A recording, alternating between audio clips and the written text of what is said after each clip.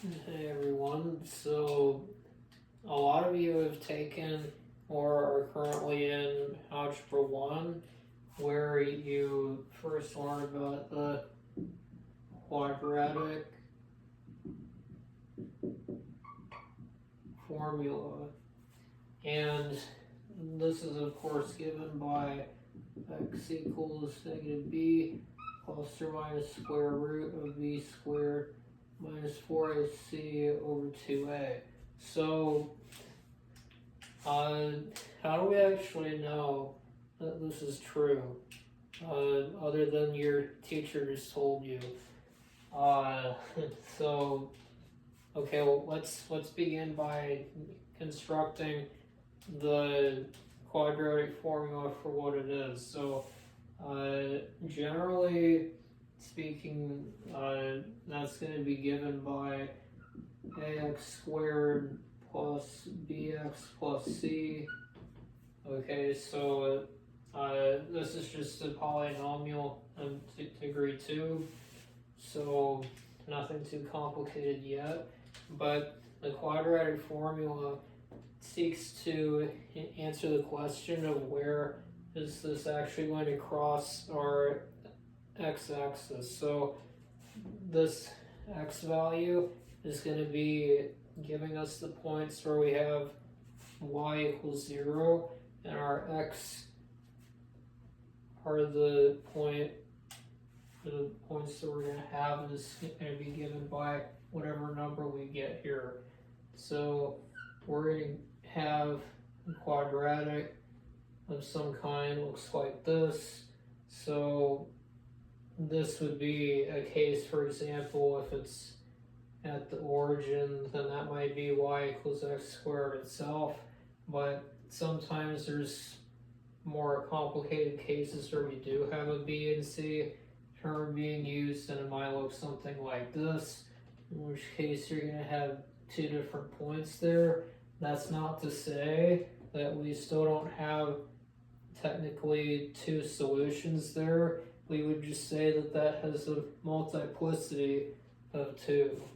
Okay, so you also might have a case where you have a graph all the way up here and that looks like it has no solution, but actually there still would be two solutions to every time that you do this, given by the fact that there's going to have a plus or a minus sign in front of the square root.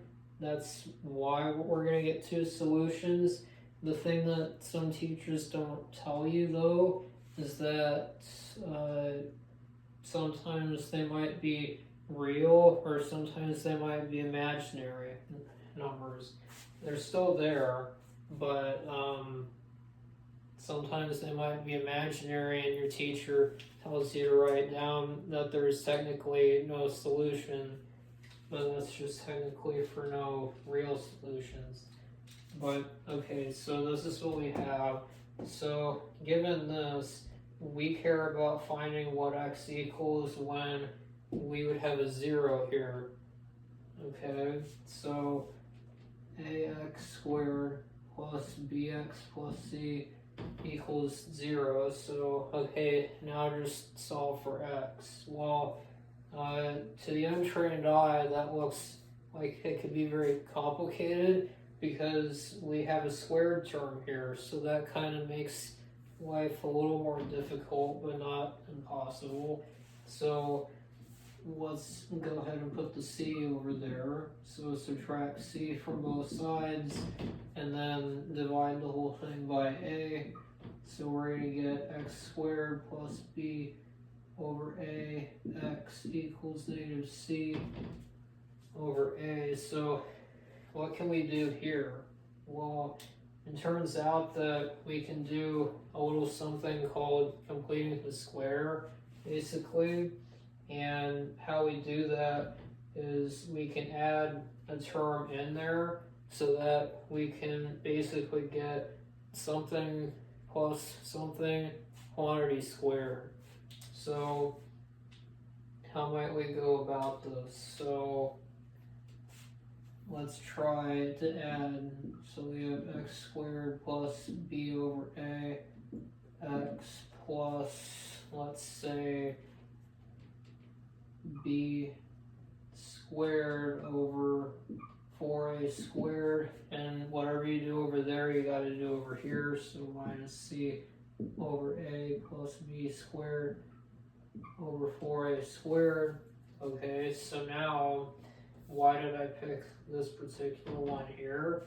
Well, it turns out that we can use this to get x plus b over 2a, and we can square that.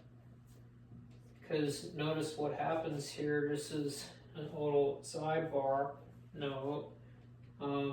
X plus b over 2a squared equals x plus b over 2a times x plus b over 2a, and we just have to FOIL this. Okay, so we gotta go first outside, inside last.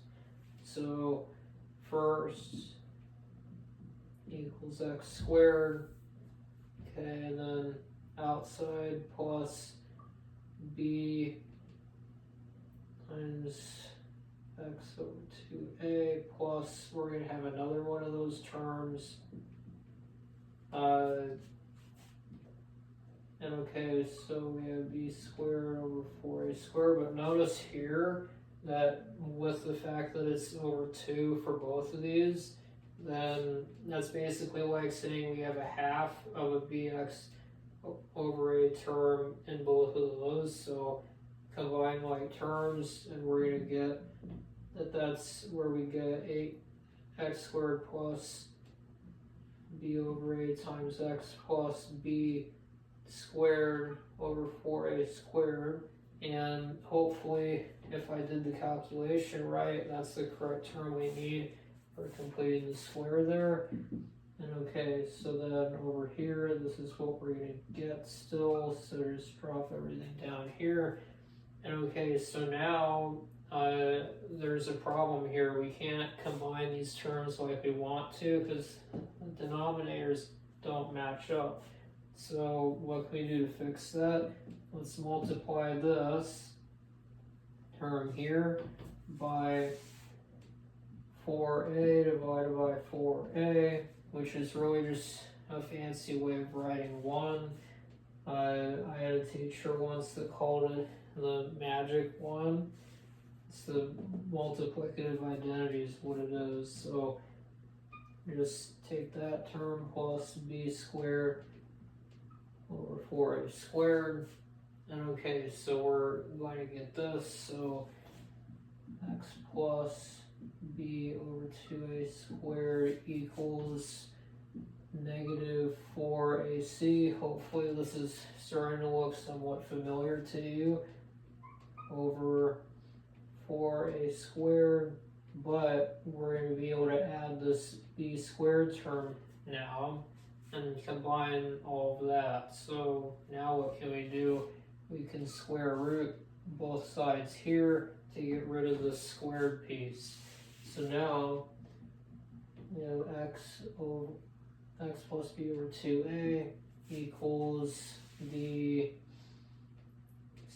square, this is the plus or minus square root of, well, actually now we can take the square root of the numerator and the denominator, because that's one of the properties you can do with a radical.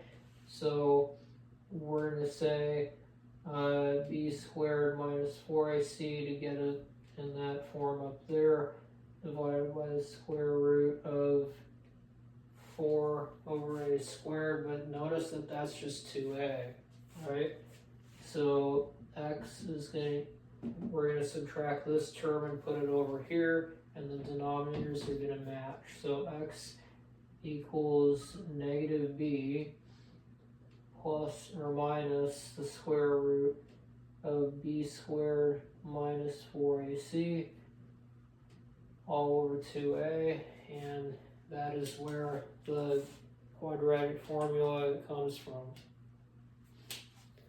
And stay tuned to watch the next video where Joe shows you how.